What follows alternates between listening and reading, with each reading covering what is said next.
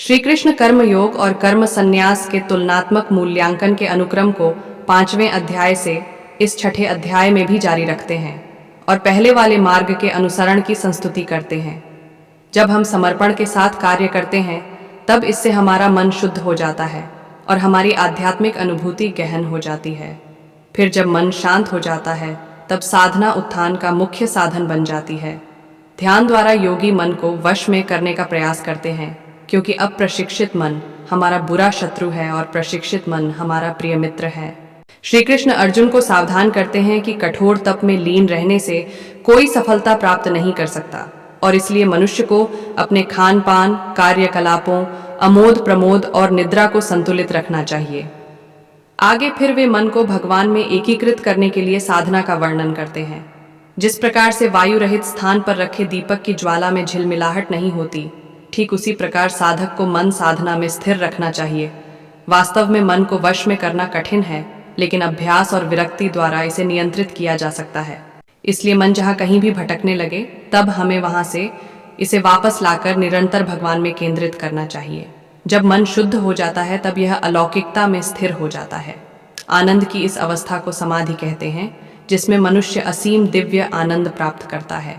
इसके पश्चात अर्जुन उस साधक के भाग्य के संबंध में प्रश्न करता है जो इस मार्ग का अनुसरण करना आरंभ तो करता है, लेकिन अस्थिर मन के कारण लक्ष्य तक पहुंचने में असमर्थ रहता है।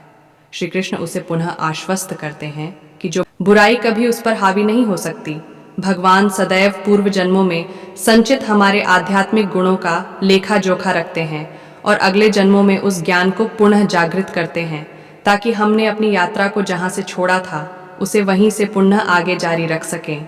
अनेक पूर्व जन्मों से अर्जित पुण्यों और गुणों के साथ योगी अपने वर्तमान जीवन में भगवान तक पहुंचने में समर्थ हो सकता है। इस अध्याय का समापन इस उद्घोषणा के साथ होता है कि योगी भगवान के साथ एकीकृत होने का प्रयास करता है, इसलिए वह तपस्वी, ज्ञानी और कर्म कांडों का पालन करने वाले कर्मी से श्रेष्ठ होता है। सभी योगियों में से जो भक्ति में तल्लीन रहता है वह सर्वश्रेष्ठ होता है। परम प्रभु ने कहा, वे मनुष्य जो कर्म फल की कामना से रहित होकर अपने नियत कर्मों का पालन करते हैं, वे वास्तव में सन्यासी और योगी होते हैं, न कि वे जो अग्निहोत्र यज्ञ संपन्न नहीं करते, अर्थात अग्नि नहीं जलाते और शारीरिक कर्म नहीं करते हैं। जिसे सन्यास के रूप में जाना जाता है वह योग से भिन्न नहीं है। कोई भी सांसारिक कामनाओं का त्याग किए बिना सन्यासी नहीं बन सकता। जो योग में पूर्णता की अभिलाषा करते हैं उनके लिए बिना आसक्ति के कर्म करना साधन कहलाता है, और वे योगी जिन्हें पहले से योग में सिद्धि प्राप्त है उनके लिए साधना में परम शांति को साधन कहा जाता है। जब कोई मनुष्य न तो इंद्रिय विषयों में और न ही कर्मों के अनुपालन में आसक्त होता है और कर्म फलों की सभी इच्छाओं का त्याग करने के कारण ऐसे मनुष्य को योग मार्ग में आरूढ़ कहा जाता है। मन की शक्ति द्वारा अपना आत्म उत्थान करो और स्वयं का पतन न होने दो। मन जीवात्मा का मित्र और शत्रु भी हो सकता है। जिन्होंने मन पर विजय पाली है, मन उनका मित्र है, किंतु जो ऐसा करने में असफल होते हैं, मन उनके शत्रु के समान कार्य करता है। वे योगी जिन्होंने मन पर विजय पाली है, वे शीत ताप, सुख दुख और मान अपमान के द्वंद्वों से ऊपर उठ जाते हैं। ऐसे योगी शांत रहते हैं और भगवान की भक्ति के प्रति उनकी श्रद्धा अटल होती है। वे योगी जो ज्ञान और विवेक से संतुष्ट होते हैं और वे सभी परिस्थितियों में अविचलित रहते हैं। वे धूल, पत्थर और सोने को एक समान देखते हैं। योगी शुभ चिंतकों, मित्रों, शत्रुओं, पुण्यात्माओं और पापियों को निष्पक्ष होकर समान भाव से देखते हैं। इस प्रकार जो योगी मित्र, सहयोगी, शत्रु को समदृष्टि से देखते हैं और शत्रुओं एवं सगे संबंधियों के प्रति तटस्थ रहते हैं तथा पुण्यात्माओं और पापियों के बीच निष्पक्ष रहते हैं, वे मनुष्यों के मध्य विशिष्ट माने जाते हैं। योग की अवस्था प्राप्त करने के इच्छुक साधकों को चाहिए कि वे एकांत स्थान में रहें और मन एवं शरीर को नियंत्रित कर निरंतर भगवान के चिंतन में लीन रहें तथा समस्त कामनाओं और सुखों का संग्रह करने से मुक्त रहें। योगाभ्यास के लिए स्वच्छ स्थान पर भूमि पर कुशा बिछाकर उसे मृगछाला से ढककर और उसके ऊपर वस्त्र बिछाना चाहिए। आसन बहुत ऊंचा या नीचा नहीं होना चाहिए। योगी को उस आसन पर दृढ़तापूर्वक बैठकर मन को शुद्ध करने के लिए सभी प्रकार के विचारों तथा क्रियाओं को नियंत्रित कर मन को एक बिंदु साधना करनी चाहिए। उसे शरीर, गर्दन और सिर को सीधा रखते हुए और आंखों को हिलाए बिना नासिका के अग्रभाग पर दृष्टि स्थिर करनी चाहिए। इस प्रकार शांत, भयरहित और अविचलित मन से ब्रह्मचर्य की प्रतिज्ञा में निष्ठ होकर उस प्रबुद्ध योगी को मन से मेरा चिंतन करना और केवल मुझे ही अपना परम लक्ष्य बनाना चाहिए। इस प्रकार मन को संयमित रखने वाला योगी मन को निरंतर मुझ में तल्लीन कर निर्वाण प्राप्त करता है और मुझे में स्थित होकर परम शांति पाता है। हे अर्जुन, जो लोग बहुत अधिक भोजन ग्रहण करते हैं या अल्प भोजन ग्रहण करते हैं, बहुत अधिक या कम नींद लेते हैं, वे योग में सफल नहीं हो सकते हैं। लेकिन जो आहार और आमोद प्रमोद को संयमित रखते हैं, कर्म को संतुलित रखते हैं और निद्रा पर नियंत्रण रखते हैं, वे योग का अभ्यास कर अपने दुखों को कम कर सकते हैं। पूर्ण रूप से अनुशासित होकर जो अपने मन को स्वार्थों एवं लालसाओं से हटाना सीख लेते हैं और इसे अपनी आत्मा के सर्वोत्कृष्ट लाभ में लगा देते हैं, ऐसे मनुष्यों को योग में स्थित कहा जा सकता है और वे सभी प्रकार की इंद्रिय लालसाओं से मुक्त होते हैं। जिस प्रकार वायु रहित स्थान में दीपक की ज्योति झिलमिलाहट नहीं करती, उसी प्रकार से संयमित मन वाला योगी आत्मचिंतन में स्थिर रहता है। जब मन भौतिक क्रियाओं से दूर हटकर योग के अभ्यास से स्थिर हो जाता है, तब योगी शुद्ध मन से आत्म तत्व को देख सकता है और आंतरिक आनंद में मग्न हो सकता है। योग में चरम आनंद की अवस्था को समाधि कहते हैं, जिसमें मनुष्य असीम दिव्य आनंद प्राप्त करता है और इसमें स्थित मनुष्य परम सत्य के पथ से विपथ नहीं होता। ऐसी अवस्था प्राप्त कर कोई और कुछ श्रेष्ठ पाने की इच्छा नहीं करता। ऐसी सिद्धि प्राप्त कर कोई मनुष्य बड़ी से बड़ी आपदाओं में विचलित नहीं होता। दख के संयोग से वियोग की अवस्था को योग के रूप में जाना जाता है। इस योग का दृढ़तापूर्वक कृत संकल्प के साथ निराशा से मुक्त होकर पालन करना चाहिए।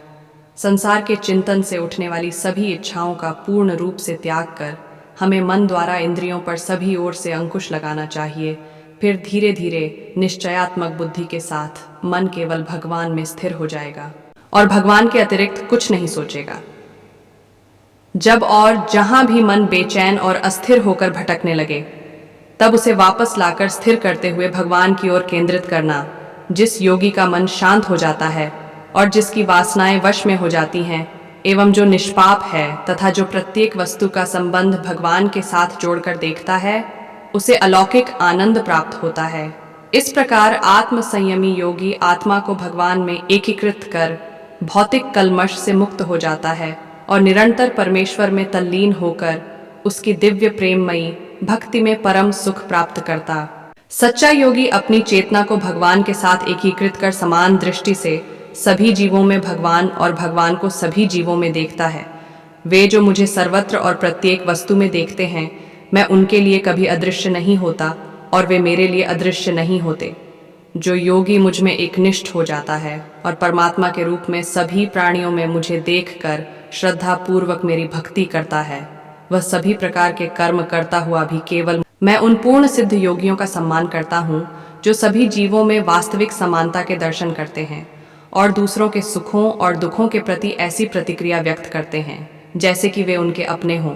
अर्जुन ने कहा, हे मधुसूदन, आपने जिस योग पद्धति का वर्णन किया वह मेरे लिए अव्यावहारिक और अप्राप्य है, क्योंकि मन चंचल है। हे कृष्ण, क्योंकि मन अति चंचल, अशांत, हठी और बलवान है, मुझे वायु की अपेक्षा मन को वश में करना अत्यंत कठिन लगता है। भगवान श्री कृष्ण ने कहा, हे महाबाहु कुंती पुत्र, जो तुमने कहा वह सत्य है। मन को नियंत्रित करना वास्तव में कठिन है, किंतु अभ्यास और विरक्ति द्वारा इसे नियंत्रित किया जा सकता है। जिनका मन निरंकुश है उनके लिए योग करना कठिन है, लेकिन जिन्होंने मन को नियंत्रित करना सीख लिया है और जो समुचित ढंग से निष्ठापूर्वक प्रयास करते हैं, वे योग में पूर्णता प्राप्त कर सकते हैं।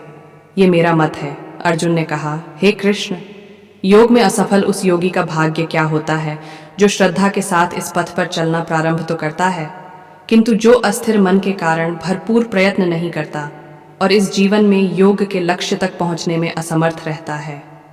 हे महाबाहु कृष्ण, क्या योग से पथभ्रष्ट ऐसा व्यक्ति भौतिक एवं आध्यात्मिक सफलताओं से वंचित नहीं होता और छिन्न भिन्न बादलों की भांति नष्ट नहीं हो जाता, जिसके परिणाम स्वरूप वह किसी भी लोक में स्थान नहीं पाता? हे कृष्ण, कृपया मेरे इस संदेह का पूर्ण निवारण करें, क्योंकि आपके अतिरिक्त कोई अन्य नहीं है जो ऐसा कर पाता है। परमेश्वर श्री कृष्ण ने कहा, हे पृथापुत्र, आध्यात्मिक पथ का अनुसरण करने वाले योगी का न तो इस लोक में और न ही परलोक में विनाश होता है। मेरे प्रिय मित्र, भगवत प्राप्ति के मार्ग पर चलने वाले को बुराई पराजित नहीं कर सकती। असफल योगी मृत्यु के पश्चात पुण्य आत्माओं के लोक में जाते हैं। अनेक वर्षों तक वहां निवास करने के पश्चात वे पृथ्वी पर कुलीन या धनवानों के कुल में पुनः जन्म लेते हैं, अथवा जब वे दीर्घ काल तक योग के अभ्यास से उदासीन हो चुके होते हैं, तब उनका जन्म दिव्य ज्ञान से संपन्न परिवारों में होता है। संसार में ऐसा जन्म अत्यंत दुर्लभ है। हे कुरुवंशी, ऐसा जन्म लेकर वे पिछले जन्म के ज्ञान को पुनः जागृत करते हैं और योग में पूर्णता के लिए और अधिक कड़ा परिश्रम करते हैं। वास्तव में वे अपने पूर्व जन्मों के आत्म संयम के बल पर अपनी इच्छा के विरुद्ध स्वतः भगवान की ओर आकर्षित होते हैं। ऐसे जिज्ञासु साधक स्वाभाविक रूप से शास्त्रों के कर्मकांडों से ऊपर उठ जाते हैं। पिछले कई जन्मों में संचित पुण्य कर्मों के साथ जब ये योगी आध्यात्मिक मार्ग में आगे उन्नति करने हेतु निष्ठापूर्वक प्रयत्न में लीन रहते हैं, तब वे सांसारिक कामनाओं से शुद्ध हो जाते हैं और इसी जीवन में पूर्णता प्राप्त कर लेते एक योगी तपस्वी से, ज्ञानी से और सकाम कर्मी से भी श्रेष्ठ होता है। अतः हे अर्जुन, तुम सभी प्रकार से योगी बनो। सभी योगियों में से जिनका मन सदैव मुझ में तल्लीन रहता है और जो अगाध श्रद्धा से मेरी भक्ति में लीन रहते हैं, उन्हें मैं सर्वश्रेष्ठ मानता हूँ।